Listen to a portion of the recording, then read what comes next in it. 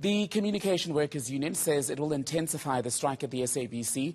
That's if redundancy letters are not withdrawn. The public broadcaster suspended retrenchment processes until the end of December. That announcement was made in the last few days. So around 400 jobs are at risk at the SABC.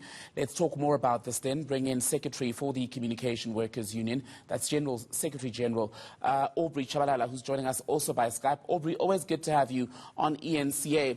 Let's begin first then with this confirmation that you've given the SABC, I was reading, a deadline of 12 o'clock noon on Monday to withdraw these letters or face intensified industrial action. Is that true? Good evening, Thembekile, and to the viewers at home.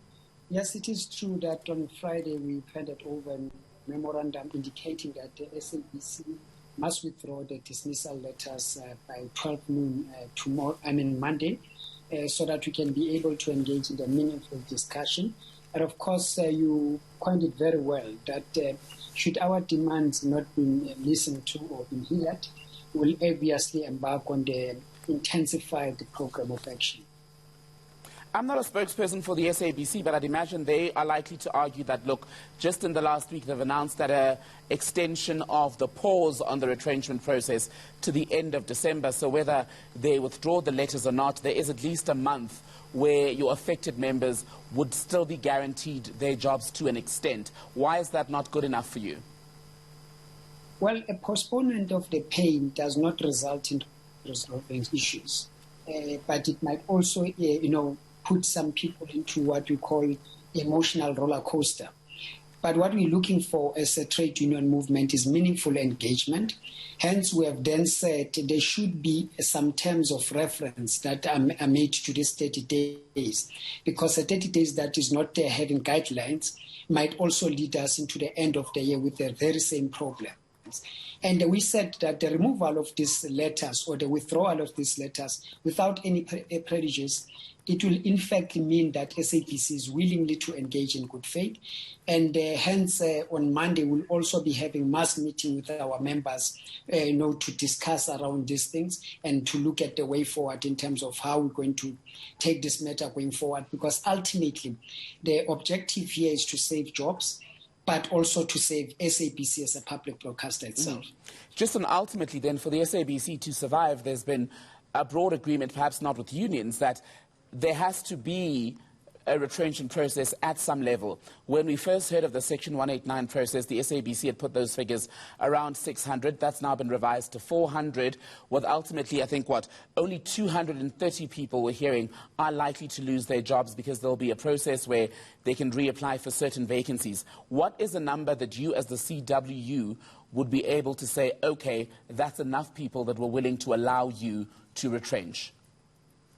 In fact, we must appreciate the work done by organized labor in that institution. That you'll recall, you are quite right. We started at 900 people that should have been retrenched. We are now where we are. Our view is that there should be no one retrenched. You have to look at the structure first that is responsive to the challenges that SABC is faced with. The current challenge that the management of SABC is tabling out there is to cut a salary bill which is high. But if you look at the structure, it's not necessarily assisting in terms of lowering the expenditure of the public broadcaster.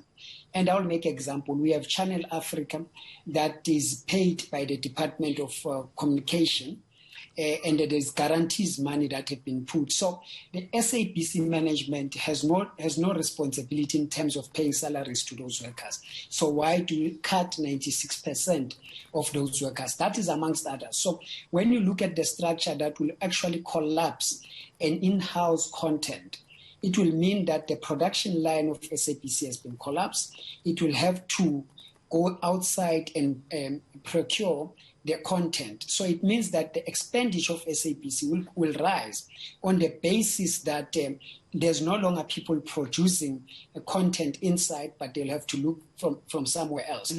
That on its own threatens the public broadcaster's mandate. So we are looking at this thing comprehensive. We don't want to mash in there purely to discuss retrenchment or no retrenchment. So you don't have a number in mind that you say would be reasonable or fair?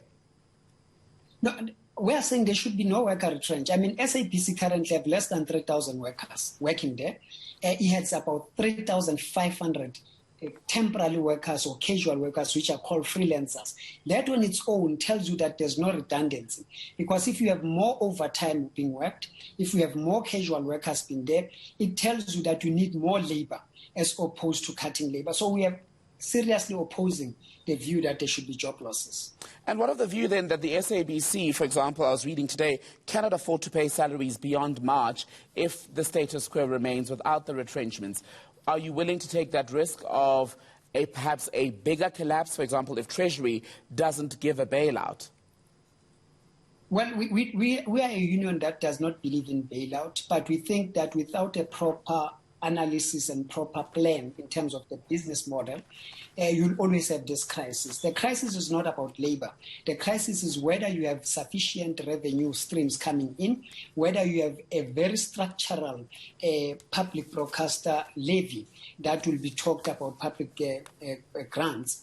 So once you have that, there's no reason, if you look at the well-practiced model globally, there's no reason for public broadcaster to be shut down. But for a mere fact that you don't have a proper plan around a public broadcaster, and you come with a plan that is seriously a commercialized broadcaster, then you'll have crisis. Because once amongst others is that SABC as the institutions has a mandate to broadcast things that is called unfunded mandate. Where does that fund come from? It must come from the public broadcasters' grants. So we have to look into that question. Unless we are saying as a country, we do no longer want a public broadcaster anymore, then we can start talking the issues that they are raising. Okay. Aubrey Tshabalala from the Communication Workers Union, good to have your time tonight, sir.